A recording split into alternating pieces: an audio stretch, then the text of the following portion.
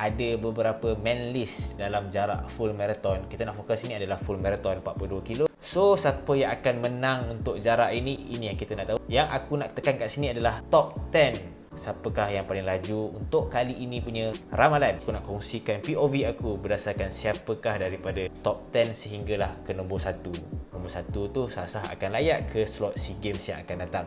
Tanpa melengahkan masa, let's go. Nombor 10 ni aku pilih Syahrullah Safri. Dengan recent timing aku tengok half marathon dia dapat timing dalam 1 jam 19. Nombor 9 aku pilih Azwan Bunjing. Recent time aku tengok dia berlari di event boom run dengan jarak 30 kilo. Dia dapat timing dalam 1 jam 56 minit. Nombor 8 Hazrullah Safri. Ini adik-beradik dengan nombor 10 tadi. Recent time dia dapat dalam 1 jam 18 minit. Sama event di Kuching sana. Nombor 7 Pu Vasanten. Dia ni siapa tak kenal, banyak berlari dan pengalaman dia sangat hebat daripada acara jarak pendek ke long distance running. Even sebelum ini dia dah join jarak marathon. Aku tengok recent time dia dapat dalam 1 jam 17 minit di Pahang half marathon. Nombor 6 siapa tak kenal, Haziq Hamzah. Baru-baru ni baru saja join Berlin Marathon. Tetapi aku yakin dia akan bagi persaingan dalam top 10. Cumanya personal bestnya di awal tahun hari tu Tokyo Marathon dia dapat dalam 2 jam 29. Nombor 5 ni Hazman Akmal.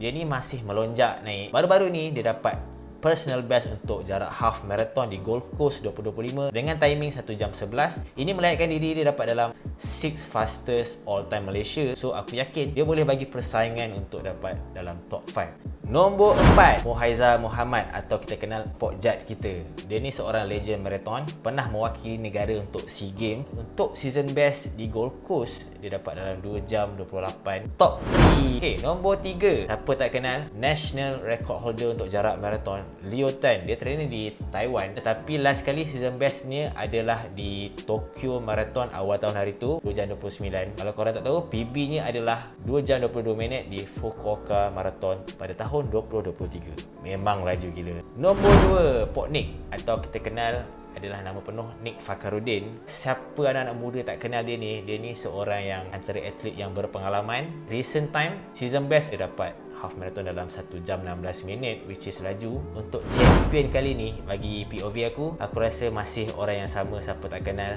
Nijia. Season ni dia memang antara yang fastest atlet. Dia masih boleh kekalkan momentum dia dan aku yakin dia akan juara untuk KLCM 25 kali ini. So itu sajalah perkongsian top 10 runner dekat Malaysia. Korang rasa peminat-peminat sukan jarak marathon ni siapa yang akan dapat top 3 untuk event kali ini?